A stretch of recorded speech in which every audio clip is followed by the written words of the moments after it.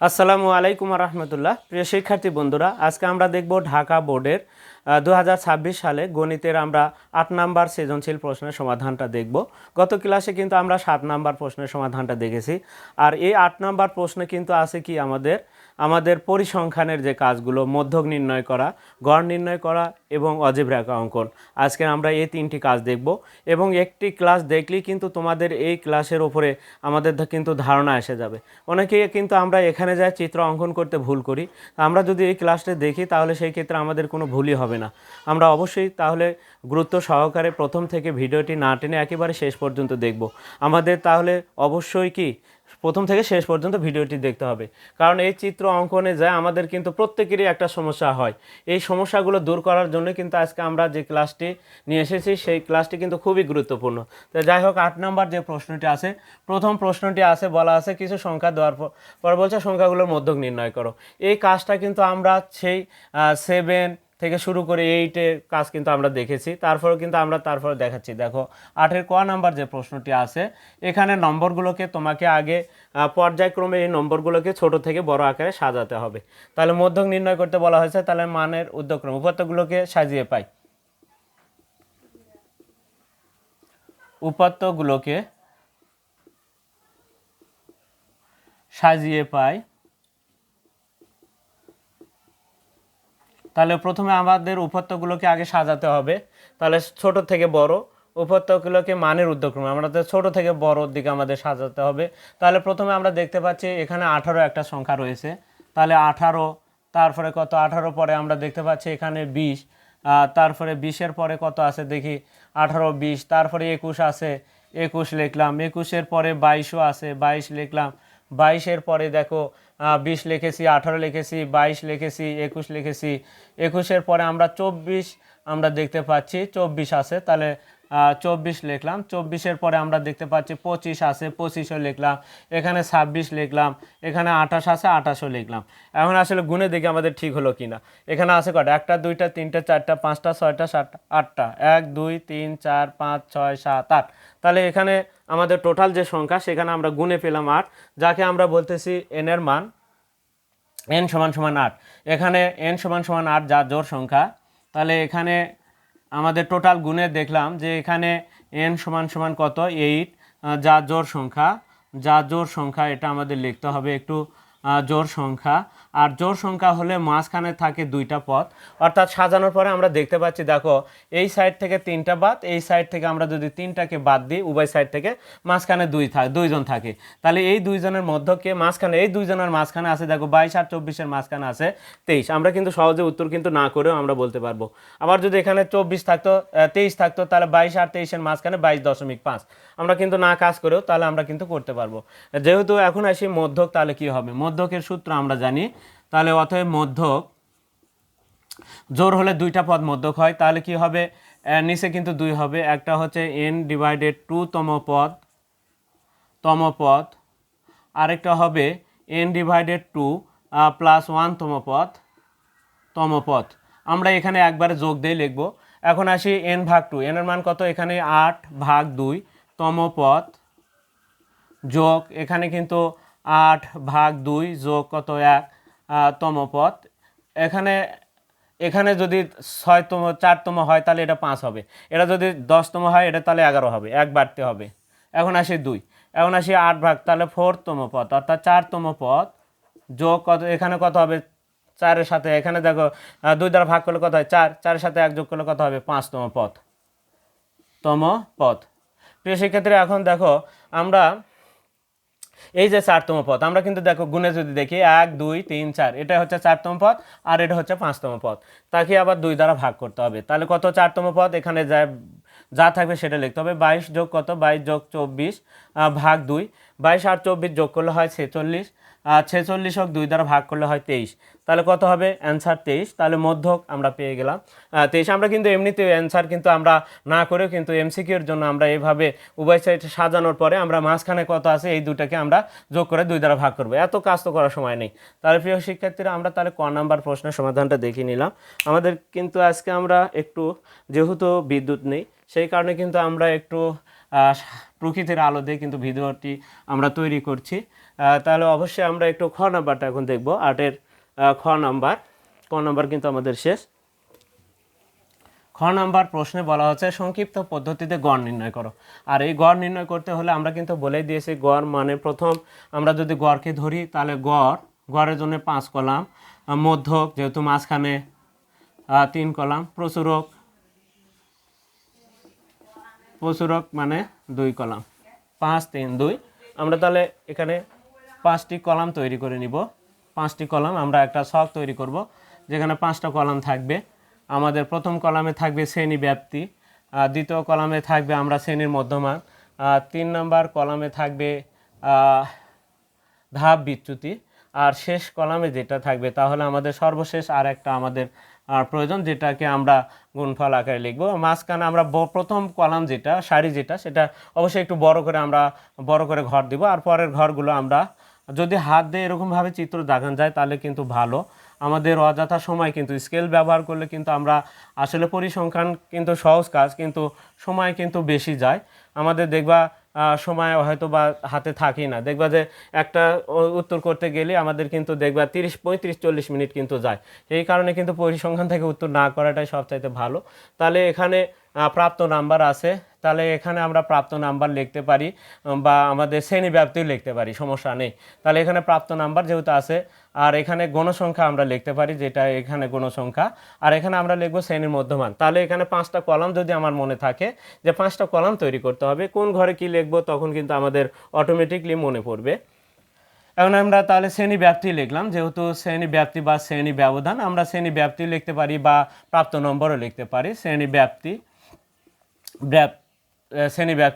আর এখানে কি থাকবে আমাদের থাকবে এখানে শ্রেণীর মধ্যমান।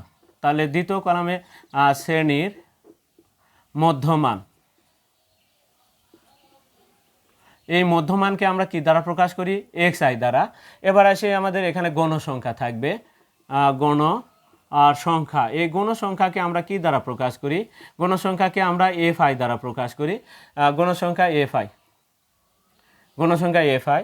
আর এরপরে আমরা যেটা থাকবে শ্রেণীর মধ্যমান গেল, গণসংখ্যা গেল, তারপরে আমাদের ধাপ বিচ্যুতি থাকবে,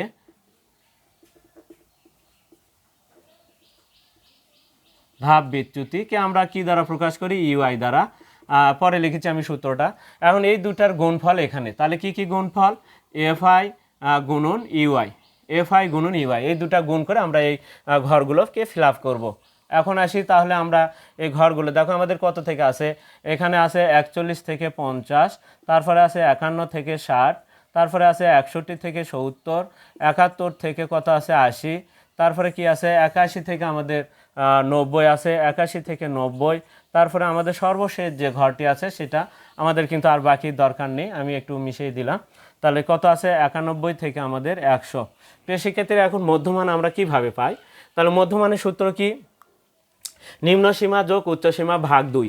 তাহলে শ্রেণীর মধ্যমান অনেক সময় দেখবা শ্রেণীর নিম্ন সীমা উচ্চ সীমা দেওয়া আছে, তাহলে মধ্যমান এমসিকিউতে চাইতে পারে, অথবা দেখবা নিম্ন সীমা দেওয়া আছে, মধ্যমান দেওয়া আছে, তোমাকে উচ্চ সীমা বের করতে বলা হবে, তাহলে সূত্র ওটার থেকে কিন্তু হবে।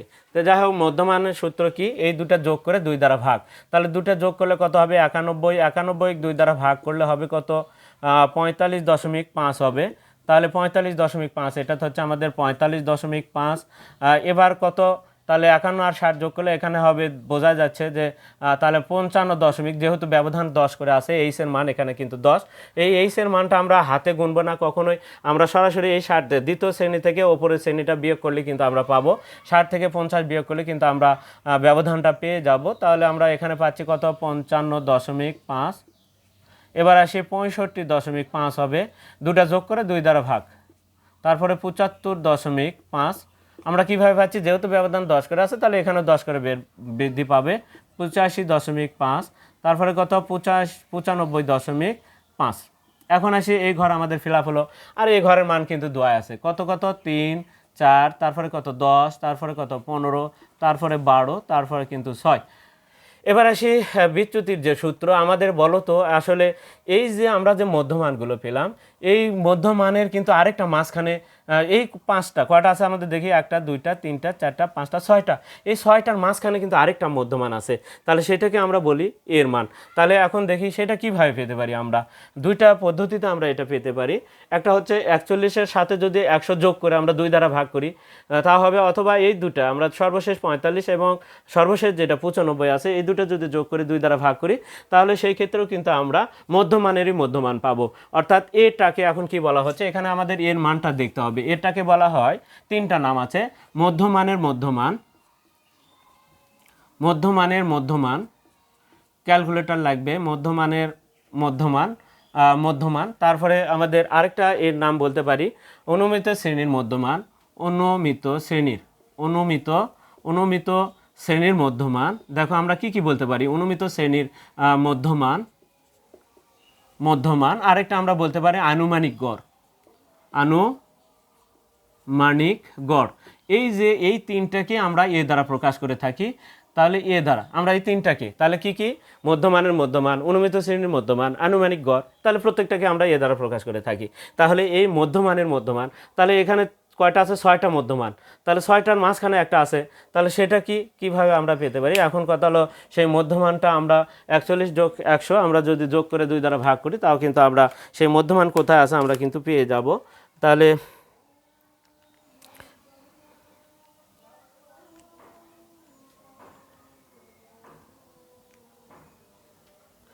70.5, যেটা আমাদের চলে যাচ্ছে, দেখো 70.5, তার মানে 70 এখানে 70.5 মানে এই ঘরে চলে যাচ্ছে। তাহলে সেই ক্ষেত্রে আমরা পাচ্ছি কোনটা, এটা হচ্ছে মধ্যমানেরই মধ্যমান, এখানে কিন্তু আসে না। তাহলে দেখো আমরা এই যে 41 যোগ 100 দিলাম, দিয়ে 2 দ্বারা ভাগ দিলাম, ভাগ দেওয়ার সাথে সাথে আমাদের এই ঘরকে নির্দেশ করে দিল যে হ্যাঁ এখানেই তোমাদের ইয়ে আছে। তাহলে এর মানটা কত, এর মানটা হচ্ছে 75.5। এখন আসি, তাহলে অনুমিত শ্রেণীর মধ্যমান পেয়ে গেলাম। এখন বলা হচ্ছে দেখো তো এই যে এখানে এসে সূত্র লেখার সময় আমরা একটু কনফিউশনে পড়ে যাই যে আমরা আসলে এক্স আই আগে লিখবো না এ আগে লিখবো, কোনটা থেকে কোনটা বিয়োগ হবে বলো তো। আগে সর্বপ্রথমে কার মান পাইছো, এর মান না এক্স আই এর মান, বলে তাহলে সর্বপ্রথমে আমরা এক্স আই এর মান পেয়েছি, তাহলে এক্স আইটাই আগে হবে, এক্স আই মাইনাস কি হবে, এর মানটা পরে পেয়েছি তার মানে মাইনাস এ, তার মানে এটা পরে হবে, ডিভাইডেড কত এইচ। এখন আসো এটা হচ্ছে বিচ্যুতি বের করার সূত্র। এখন আসি এই দুটো আমরা বিচ্যুতি কত হবে সেটা এখন আমরা দেখব, ক্যালকুলেশন করব। আমরা একটু সূত্রটাকে এখানে লিখেছি, দেখো ইউআই সমান সমান কি আছে, x I minus A divided H. এখন বলো তো এক্স আই এর মান কোন ঘরে তুমি বের করতে চাচ্ছ, তুমি এই ঘরে বের করতে চাচ্ছ, বের করতে পারবা তোমরা। এখন কত হবে দেখো তো, এই ঘরে এক্স আই এর মান কত, 45, আমাদের কিন্তু এর মান ফিক্সড, এর মানটা সবসময় ফিক্সড, তাহলে কত, এর মানটা হচ্ছে আমাদের 75.5। আর এক্স আইয়ের মান এই ঘরে কত, এক্স আইয়ের মান কিন্তু 45.5, তাহলে এই ঘরে আমরা কত হবে সেটা কিন্তু বের করেছি। দেখো নিচে এইচের মান কত, 10, আমরা একটু বের করে নিই, দেখি একটু ক্যালকুলেটর ইউজ করি। আমরা 45.5, আমাদের ক্যালকুলেটর একটু সমস্যাও আছে, 45.5 বিয়োগ আছে 75 আগে কিন্তু বড়টা লেখা যাবে না, যেটা আগে আছে সেটা লেখো, তারপরে বিয়োগ 75.5 ইকুয়াল দিলাম -30, কত আছে ওপরে আছে -30, -30 ভাগ 10, এই শূন্য কাটলাম, তাহলে কত হয় -3 হচ্ছে, তাহলে এই ঘরে আমাদের -3। এখন এই ঘরে কত হবে, এখন কত হলো, আমি একটু মাঝখানে যে বরাবরই আছে সেই বরাবরে দেখি, এখানে এক্স আর মানও 75.5, এক্স আয়ের মানও কিন্তু এর মানও এক্স আয়ের মানও 75.5, দুটাই কিন্তু, তাহলে কি হবে ওপরে 0 হয়, 0কে 10 দ্বারা ভাগ করলে 0 হয়, তাহলে মানে এই ঘরে কি হবে 0 হবে, তাহলে এই ঘরে কি হচ্ছে 0 হচ্ছে, তাহলে কি হবে উপর দিকে যাও, তাহলে কি হবে উপর দিকে গেলে -1, এই ঘরে যায় ওই সূত্রে বসে দিয়ে কাজ করে দেখবো -2 আসবে, আর এখানে যায় বসে দাও, দেখো এখানে 1 আসবে, এখানে 2 আসবে। এখন আসি, আমরা না করেও কিন্তু ধাপ বিচ্যুতি বের করতে পারবো, শুধু আমরা দেখবো এখন শখে যায়। অনেক সময় বলে যে এই যে চতুর্থ শ্রেণীকে বিচ্যুতি ধরে দ্বিতীয় শ্রেণীর ধাপ বিচ্যুতি কত, তাহলে আমরা কত বের করতে পারবো সেটা এখন একটু দেখি, আমরা না করে।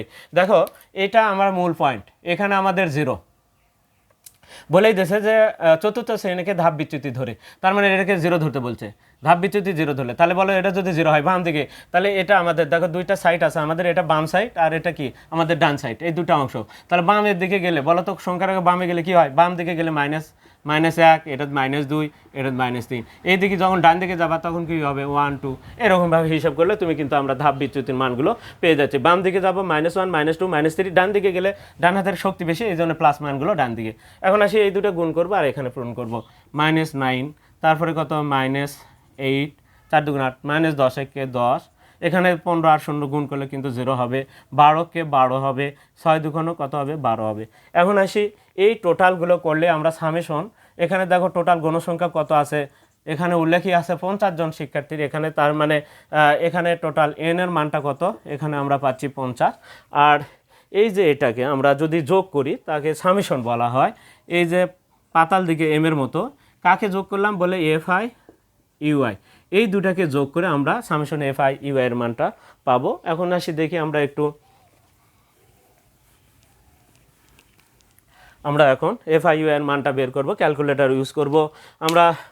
এখানে দেখো আমাদের যোগের কত 12 12 24, বিয়োগের কত 10 আর 9 19 আর 8 19 আর তাহলে 10 18 18 আর 9 27 হবে, তাহলে -27 আর 24, তাহলে আমাদের -3 হচ্ছে সম্ভবত। ক্যালকুলেটর তারপরে ইউজ করো, তুমি কিন্তু এই প্রথম থেকে তুলতে পারবা। কি -9, দেখো আমি তাই তুলেছি -9, তারপরে কি -8 তুললাম, তারপরে -8 তুললাম, আবারও -10 তাহলে তুললাম, তারপরে কি আছে +12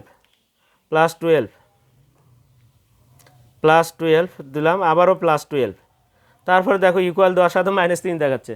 ঠিক আছে, আমরা হিসাব করে দেখেছি -3ই হবে। এখন আসি আমাদের এটার মান পেয়ে গেলাম। এখন কিন্তু আমাদের মান কি কি, সূত্রটাতে কি কি আছে দেখো, সেইগুলো মান আমরা এখানে লিখে নিতে পারি বা এখানেও একটু লিখে নিব, আমরা সমস্যা নাই। এখন আসি গড়, সংক্ষিপ্ত পদ্ধতিতে গড় বললে তোমাদের x বার দিতে হয় a প্লাস, আমাদের টান দিব আমরা summation FI UI divided N cross H, 5টা অক্ষর, প্রত্যেকটা সূত্রে কিন্তু 5টা অক্ষর। আমরা কিন্তু এর আগের যে বোর্ড প্রশ্নগুলো করে দিয়েছি অনিয়মিতদের জন্য, সকল বোর্ডে কিন্তু একটা প্রশ্নের মাধ্যমে অনিয়মিতদের পরীক্ষা হয়েছে, সেখানে কিন্তু আমরা এখানে একটু এইভাবে কিন্তু বুঝে দিয়েছি, ওখানে সম্ভবত গড় ছিল। যাই হোক, এখন আসি এর মান, আমরা তাহলে এখানে একটু লিখে নিতে পারি এর মান কত। এখানে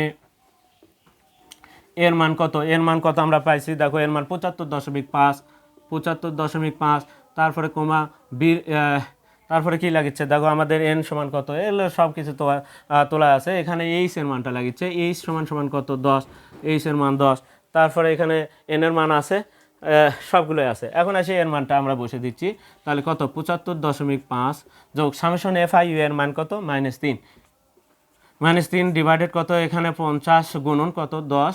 এখন আসি আমরা কি করব, দেখো একই সাথে দুইটা চিহ্ন মাইনাস আর প্লাস, তাহলে কি হয়ে যাবে মাইনাস হয়ে যাবে, তাহলে কি হবে, তাহলে এখানে যদি কখনো মাইনাস আসে তাহলে এখানে মাইনাস হয়ে যাবে 75.5, এখানে মাইনাস হয়ে যাবে 3 আর 10 গুণ হবে, এই 10টা 3 এর সাথে গুণ হবে 30/50। আমরা 30 হোক, ওপরেরটা সবসময় ক্যালকুলেটার আগে তুলবো আমরা, ওপরের 30 যতই ছোট হোক আর বড় হোক আমরা সবসময় ওপরের সংখ্যাটি আগে লিখবো। তাহলে 30 ভাগ আমরা দিব হচ্ছে কত 50, 0.6 আসে, তাহলে 75.5 বিয়োগ 0.6, এখানে তাহলে 0.6 আসে। এখন আমরা এটা থেকে এটা বিয়োগ করলে কিন্তু আমাদের গড় বের হয়ে যাবে, তাহলে দেখো আমাদের খ নাম্বার কিন্তু তখন হয়ে যাবে। তারপর আমাদের থাকবে কি, শুধু গ নাম্বারটা থাকবে। আমরা গ নাম্বারে কিছু চিত্র অঙ্কন করতে হবে এবং সংক্ষিপ্ত বর্ণনা সহ দিতে হবে, বাংলাটা লিখতে হবে। তাহলে 0.6 আমি এসে দিলাম 75.5 মাইনাস হচ্ছে 0.6 ইকুয়াল 74.9 আসে, তাহলে 74.9, এটা হচ্ছে আমাদের অ্যান্সার। প্রিয় শিক্ষার্থীরা দেখো, সংক্ষিপ্ত পদ্ধতিতে গড়ও কিন্তু আসলে জটিল কিছু নয়, গড় হলেই 5 কলাম, এটা মাথায় রাখবা তোমরা। আর এখানে কিন্তু আমাদের যে ধাপ বিচ্যুতি বের করতে হয়, অনেক সময় কিন্তু এখান থেকে এমসিকিউ হতে পারে। কি এমসিকিউ হতে পারে দেখো, তোমাকে বলা থাকতে পারে যে ইউআই এর মান না চায়, বলবে যে এর মান দেওয়া আছে, এইচ আর মান দেওয়া আছে, তারপরে বিচ্যুতির মান দেওয়া আছে, ধাপ বিচ্যুতি দেওয়া আছে, তোমাকে এখন বলা হলো যে মধ্যমান বের করো, তার মানে এক্স আই এর মান বের করতে হবে। এই সূত্র থেকেই তুমি করতে পারবা, তাহলে এই সূত্র থেকে বের করা যাচ্ছে। এখন তাহলে প্রিয় শিক্ষিত, এখন গ নম্বর যে প্রশ্নটি আছে, গ নম্বর আমরা একটু দেখে নিই কি আছে। মনে হয় অজীব রেখা। প্রিয় শিক্ষার্থীরা, আমরা একটু এই অজীব রেখাকে আমরা একটু একটা তুলনা করব। কার সাথে তুলনা করব? অজীব মানে আমরা একটু জিহ্বার সাথে তুলনা করব, কিন্তু আসলে অজীব মানে কিন্তু যে জিহ্বা এরকম কিন্তু না।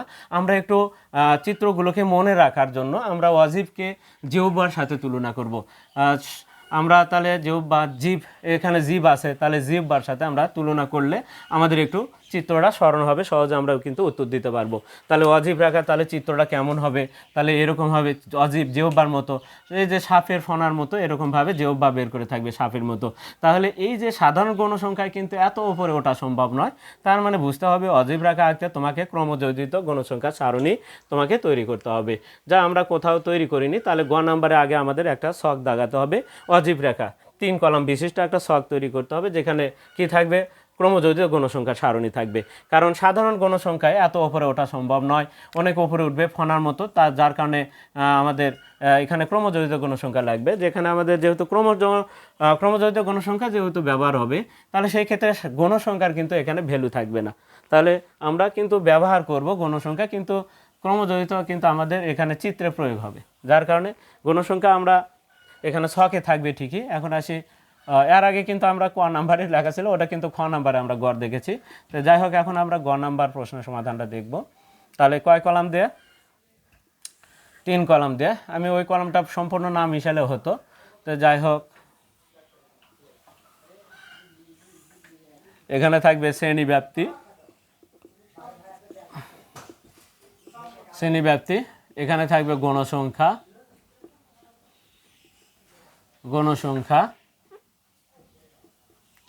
গণসংখ্যা থাকবে।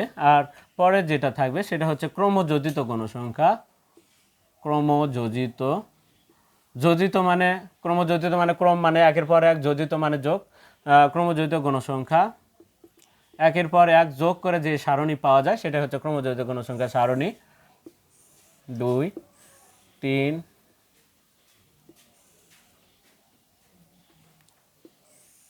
4 5 6, আমরা 6টা ঘর দাগাতে হবে, আমরা কিন্তু 6টা দাগায় নিলাম। এখন আসি আমরা মানগুলো দেখে নিই। শ্রেণীব্যাপ্তি কত আছে? 41 থেকে 50,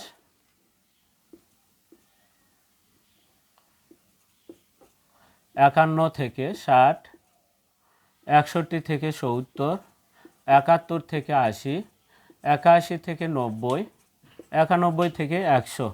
এখন আসে গণসংখ্যা কী কী আছে? 3 আছে, 4 আছে, 10 আছে, 15 আছে, 12 আছে, 6 আছে।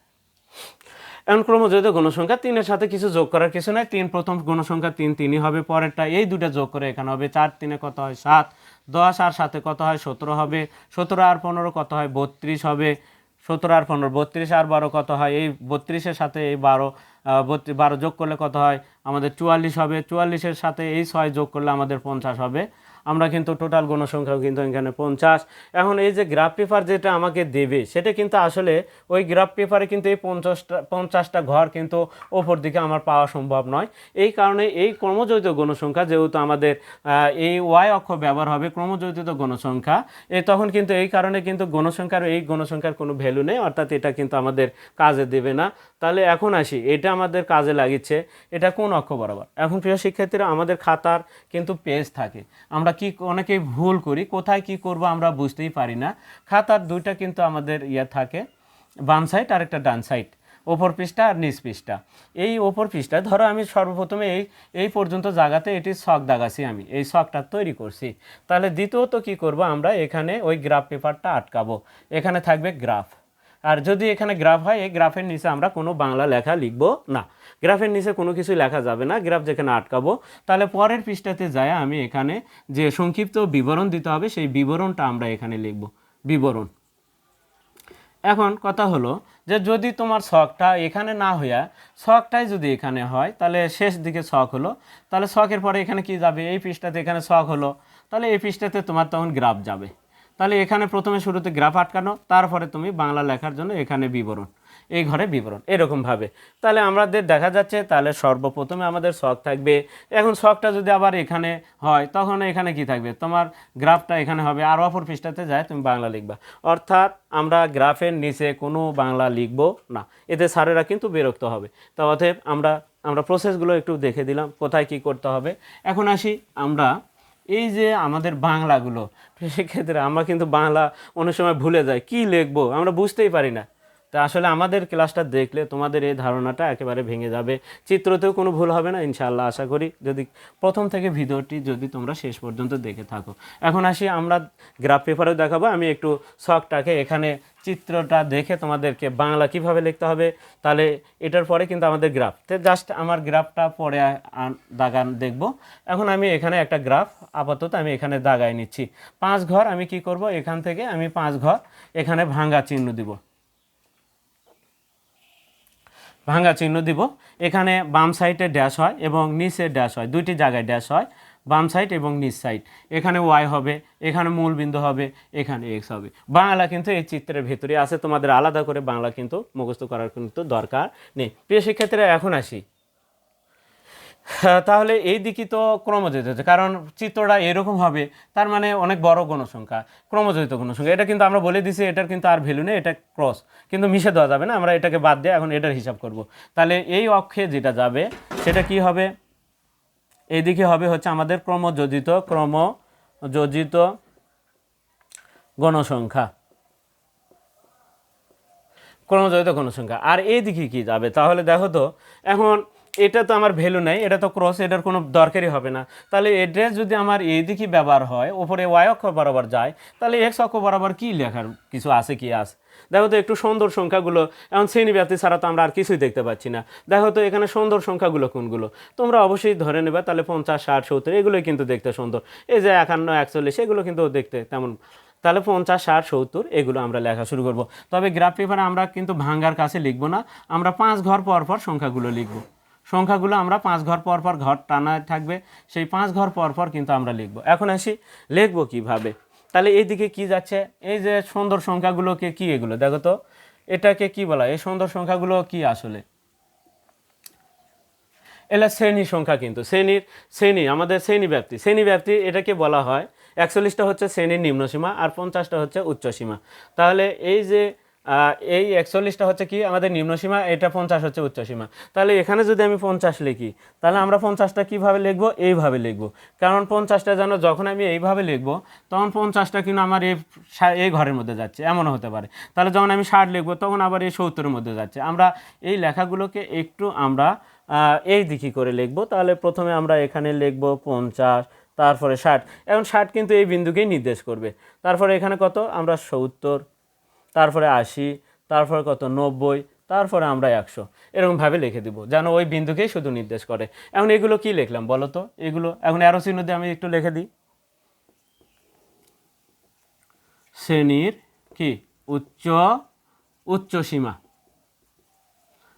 উচ্চসীমা। তাহলে ওয়াজিব রেখা আঁকতে গেলে শ্রেণীর উচ্চসীমা আমাদের এক্স অক্ষ বরাবর যাবে আর ওয়াই অক্ষ বরাবর যাবে ক্রমযোজিত গণসংখ্যা। এখন আসি আমরা একটু, আমার গ্রাফ পেপার কিন্তু অত বড় গ্রাফ পেপার আমাকে দেবে না। তাহলে এখন কি করে নিব, আমি একটি জায়গায় এই 50-এর জন্য আমরা 25 ঘর যাব। তাহলে 25 আমরা প্রত্যেকটা সংখ্যাকে এখন 2 দ্বারা ভাগ করব আর লিখব। তাহলে 3-2 ভাগ করলে কত হবে, 1.5। একটা জায়গায় আমরা লিখে নিব, যাতে আমি এইদিকে আর নজর না দিই। আমি লিখে নিচ্ছি, দেখো 1.5, 3-এর অর্ধেক, 7-এর অর্ধেক কত, 3.5, 17-এর অর্ধেক কত, 8.5, 8.5, তারপর 32-এর অর্ধেক কত, 16, তারপরে কত 22, 44-এর অর্ধেক, 50-এর অর্ধেক কত, 25। এখন তাহলে আমার 25 ঘর গেলেই হচ্ছে। প্রথমে যাব কয় ঘর, 1.5 ঘর। এই 1.5 ঘরটা কীভাবে যাব, দেখো আমরা এখানে একটু তোমাদেরকে আবার বুঝে দিচ্ছি। ধরো আমি, এটা আমার মূল বিন্দু, এটা আমি একটু মোটা করা থাকবে স্কেল দিয়ে, পেন্সিলের দিয়ে রং দিয়ে কালারিং করা থাকবে। এখন ধরো এটি ভাঙ্গা চিহ্ন থাকলো, তারপরে এখন ভাঙ্গা চিহ্নর পরে আমি এখন যে ডেয়ার ঘর বা যাব কিভাবে, তাহলে এই ঘর বরাবর ডেয়ার যাব। তাহলে ওপরে দেখো এইখানে গেলে কি হবে, এখান থেকে এখানে গেলে 1 হবে, তাহলে আরও অর্ধেক, এখানে যায় আমরা গোল করে দেবো। তাহলে ডেয়ার ঘরে এরকমভাবে যাব। তাহলে 1 ঘর যাওয়ার পরে আরও 1 ঘরের অর্ধেক পর্যন্ত যাব। তাহলে প্রিয় শিক্ষার্থীরা এখন বাংলা কি লেখা যায় একটু দেখো তো, সংক্ষিপ্ত বিবরণ যেহেতু বলছে, তাহলে এখন আমি যদি একটু পূর্ণ বিবরণ লিখি তাহলে কিভাবে লিখতে পারি, দেখো তো বাংলা ডান সাইডটা ধরো, এটি কি আছে আমার এক্স, তারপরে কি আছে ও এক্স ড্যাশ। তাহলে আমরা লিখতে পারি মনে করি দিয়ে, দেখো বাংলা লেখাটা দেখতে তোমাদেরকে লেখা শিখাচ্ছি। দেখো আমাদের চিত্রের মধ্যে বাংলাগুলো আছে, এক্স ও মনে করি লিখছি এক্স ও এক্স ড্যাশ। তাহলে দেখো এক্স ও এক্স ড্যাশ হচ্ছে, এটাকে বলা হয় এক্স অক্ষ, যেহেতু এক্সের কাজ তাহলে এক্স অক্ষ কমা, এবার ওয়াই উপরে থেকে ধরো, ওয়াই ও ওয়াই ড্যাশ, ওয়াই ও ওয়াই ড্যাশ হচ্ছে কি অক্ষ, এটা যেহেতু ওয়াইয়ের কারবার তাহলে ওয়াই অক্ষ, ওয়াই অক্ষ। আর এখানে কি আছে, জিরো, যেটা মাঝখানে যেটা আছে সেটা জিরো মূল বিন্দু। 1 নম্বর স্টেপ শেষ। 2 নম্বর স্টেপ দেখো এখানে চিত্রতে আছে এক্স অক্ষ, এটাকে কোন অক্ষ বলা হচ্ছে, এদিকে আমরা যে সমতলে এক্স অক্ষ, এটাকে কি লেখা আছে, শ্রেণীর উচ্চসীমা। তাহলে এক্স অক্ষ বরাবর বরাবর এক্স অক্ষ বরাবর শ্রেণীর উচ্চসীমা কত সহজে দেখো, উচ্চসীমা। আমরা কিন্তু লেখা ওটি গুলে খাই, কিন্তু আমরা কোনো প্রকার গুলে খাবো না। এখন দেখো আমাদের এই চিত্র থেকে বাংলাগুলো পাচ্ছি, এক্স অক্ষ বরাবর শ্রেণীর উচ্চসীমা, উচ্চসীমা। এবং এটা কোন অক্ষ, ওয়াই অক্ষ, এটা কি লেখা আছে দেখো, ক্রমজড়িত কোন সংখ্যা, ক বরাবর ক্রমজড়িত গণসংখ্যা, ক্রমজড়িত গণসংখ্যা ধরি, ক্রমজড়িত গণসংখ্যা। দেখো 2 নাম্বার স্টেপ গেল, 1 নাম্বার স্টেপ, এই 2 নাম্বার স্টেপ এখানে। এখন আসি, এখন দেখো তো এখানে ঘর কিন্তু আমরা 5 ঘর পর পর কিন্তু আমরা এই ঘরগুলো টানছি, 1 2 3 4 5, 5 ঘর পর পর কিন্তু আসলে কত আছে, 50 60 70 80 90 100। এখন বলো তো এখানে কয়জন করে আছে, 50 থেকে 60-এর মধ্যে, তাহলে 50 60 থেকে 50 বাদ দিলে কয়জন, 10 জন। ঘর কয়টা, এখানে ঘর আছে 5টা, তাহলে সংখ্যায় আছে 10, ঘর আছে 5টা, তাহলে এক ঘরে কয়জন করে থাকতে হবে, তাহলে সংখ্যা যেহেতু 10, তাহলে এক এক ঘরে 2 জন করে রাখতে হবে। এবার আসো, আমরা কিন্তু এই যে এটাকে কয় ভাগ করে নিছি, 2 ভাগ করে নিছি। আমরা কয় ঘর যাব, 50 ঘরের জন্য 2 ঘর, 25 ঘর যাব। তাহলে 25 ঘরে কয়জন থাকবে, তাহলে 25 ঘরের মধ্যে 50 জনকে রাখবো। তাহলে এই দিকেও কত, এক এক ঘরে কয়জন করে রাখতে হবে, 2 জন করে রাখতে হবে। তাহলে এখন আমরা যেহেতু উভয় দিকে, এই দিকেও এক ঘর সমান 2 জন, এই ঘরেও এই দিকেও কিন্তু এক ঘর সমান 2 একক। তাহলে সেই ক্ষেত্রে কী লিখবো, দেখো আমাদের এখানে ব্যবধান কত, 10-এর ব্যবধান। তাহলে এক এক ঘরে আমাদের থাকতে হবে কয়জন, 2 জন করে কিন্তু আমাদের এখানকে রাখতে হবে। তাহলে 2 জনকে রাখতে হলে তাহলে আমরা কী লিখবো, এক ঘর সমান 2 একক।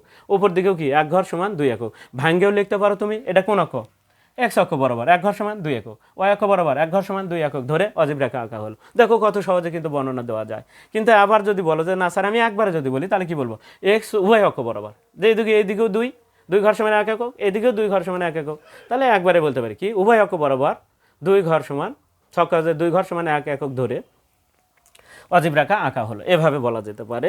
বা তুমি ভাঙ্গেও বলতে পারো। তাহলে এখন আমরা ভাঙ্গে না বলে, আমরা যেহেতু উভয় দিকে 2 ঘর সমান 1 একক, আমরা উভয় অক্ষ বরাবর লিখলাম, উভয় অক্ষ বরাবর, উভয় অক্ষ বরাবর 2 ঘর, 2 ঘর সমান 2 ঘর সমান 1 একক ধরে, উভয় অক্ষ বরাবর 2 ঘর সমান 1 একক ধরে, 1 একক ধরে, 1 একক ধরে অজীব রেখা আঁকা হলো,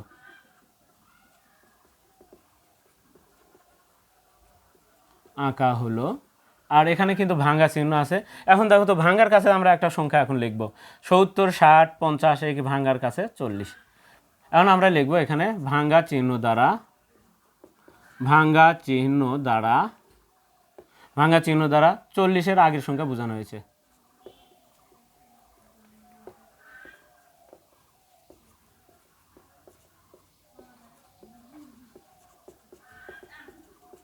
এটা হচ্ছে আমাদের বাংলা লিখতে হবে এইভাবে। এখন কেউ যদি আমরা এই মূল স্টেপটাকে বাদ দিতে পারি, 1 নম্বর স্টেপকে দিয়ে, আমাদের এই কিন্তু পর্যন্ত আমাদেরকে লিখতেই হবে। এটা যদি কেউ নাও লিখি তাও হবে, কিন্তু আমাদের এই পর্যন্ত কিন্তু লিখতে হবে। এখন আসি আমরা একটু গ্রাফ পেপারে, এই চিত্রগুলো আমরা গ্রাফ পেপারে একটু তোমাদেরকে বসানো দেখে দিব এখন আমরা। তাহলে এখন প্রিয় শিক্ষার্থী, এখন আমাদের যে দেখো আমরা গ্রাফ পেপারে একটু সংখ্যাগুলো কিন্তু লিখে রেখেছি, যেহেতু আমরা বোর্ডে কিন্তু এগুলো দেখেছিলাম। যাই হোক, আমরা কিন্তু 5 ঘরের উপরে দেখো 10 20 30 40 50 আমরা লিখে রেখেছি। এখানে 50 60 70 80 90, এখানে কিন্তু তোমাদেরকে বলা হয়েছিল যে এখানে কিন্তু আমাদের যে 50-এর আগের যে সংখ্যা আমাদের 40 কিন্তু এখানে লিখতে হবে। তাই আমি এখানে 40 একটু লিখে দিলাম। এখন আসি আমরা, দেখো বিন্দুগুলো আমাদের যে 50 বরাবর কত আছে, 50 বরাবরে কিন্তু আমরা যে ভাগ করার পর, 2 দ্বারা ভাগ করার পর কিন্তু 1.5 অর্থাৎ 1 দশমিক, তাহলে এক ঘর যাওয়ার পর কিন্তু আরও হাফ যাব, যাওয়ার পর কি করব আমরা, দেখো দেখো এই যে আমরা গোল করে দিব। এবার আসি 60 বরাবরে কত, আমরা 3.5, 2 দ্বারা ভাগ করার পরে কিন্তু আমরা 3.5 পেয়েছিলাম। তাহলে এখানে দেখো এক ঘর 60 বরাবর, 2 ঘর, 3 ঘর যাওয়ার পরে আমরা আরও 0.5 যাব। তাহলে যাওয়ার পর এরকমভাবে গোল করে দিব। তারপরের যে 70 বরাবর আমরা পেয়েছিলাম 8.5, তাহলে এই বরাবর আমরা 8 ঘর যাওয়ার পরে আরও হাফ ঘর যাব, তাহলে 5, 6, 7, 8, 8.5, তাহলে এখানে যাবে। আমরা ক্ষুদ্র করে গোল করব, আর এই গোলটা একটু বড় করে আমরা সাইড দিয়ে বড় করে গোল করে দাগ দেবো। কত সুন্দর চিত্র হবে দেখো।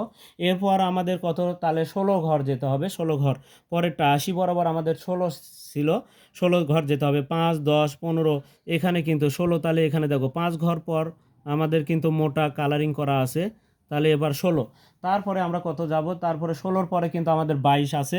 তাহলে এই যে 90 বরাবর 22, 5, 10, 15, 20, 21, 22, তাহলে এখানে যাবে। তারপরের ঘর দেখো আরও 5 ঘর পর কত, তার 22-এর পরে 25, 100 বরাবর আমাদের 25 ছিল। তাহলে 5, 10, 15, 20, 25, এই যে এই বরাবরে যায় আমাদের কিন্তু সর্বশেষ বিন্দুটা আমরা পেয়ে গেলাম। এখন এই বিন্দুগুলোকে আমরা একটু যোগ করে দেবো একটার সাথে আরেকটা। আমরা পারলে স্কেল দিয়ে যোগ করে দিব, আর যদি হাত দিয়ে যদি সুন্দরভাবে আমরা দিতে পারি তে ভালো। এবার আসো, তারপরে কোথায় যাবে, এখান থেকে যাবে হচ্ছে এই বিন্দুতে, তারপরে এখান থেকে যাবে আমাদের এই বিন্দুতে, এখান থেকে যাবে কিন্তু সর্বশেষ এই বিন্দুতে। দেখো কত সুন্দর কিন্তু চিত্রটা হলো। এখন সর্বশেষ যে ভাঙ্গার কাছে কিন্তু এসে এই রেখাটা ঠেকে যাবে। তাহলে প্রিয় শিক্ষার্থীরা দেখো, অজীব রেখাটা অনেকটা সাপের ফণার মতো কিন্তু আমরা কিন্তু তুলনা করলাম। তাহলে অজীব মানে জেহব্বার মতো, এটা মাথায় রাখার জন্য। কিন্তু আসলে অজীব মানে যে আসলে জেহব্বা এরকম কিন্তু না, তোমাদের একটা তুলনা দিয়ে যাতে তোমাদের এই চিত্রটা মনে থাকে, যার কারণে কিন্তু আমরা এইভাবে বললাম যে অজীব মানে জিহ্বার মতো, সাপের ফণার মতো থাকবে। আরেকটা আছে তোমাদের বহুভুজ, সেটা আবার খড়ের পালার মতো। তাহলে সেই ক্ষেত্রে আমরা পরের যে প্রশ্নটা আছে সেখানে কিন্তু ওই খড়ের পালার মতো যে চিত্রটা সেটা কিন্তু দাগায় তোমাদেরকে আবারও দেখাবো। এবং বাংলা কিন্তু যেহেতু এটা যদি আমরা দেখে থাকি প্রথম থেকে শেষ পর্যন্ত, তাহলে কিন্তু আমাদের পরিসংখ্যানে যে ভুলগুলো থাকে সেই ভুলগুলো কিন্তু আর কখনোই হবে না। প্রিয় শিক্ষার্থীরা, আজকে আমরা তাহলে দেখে নিলাম ঢাকা বোর্ড 2026 সালে সৃজনশীল প্রশ্ন 8-এর সমাধান। পরবর্তী ক্লাসে কিন্তু আমরা 9 নাম্বার যে সর্বশেষ যে প্রশ্নটি রয়েছে সেই প্রশ্নের সমাধান কিন্তু তোমাদের সামনে আবারও নিয়ে আসবো।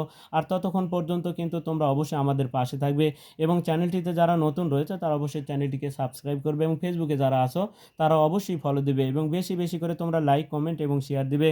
আজকে এ পর্যন্তই। খোদা হাফেজ।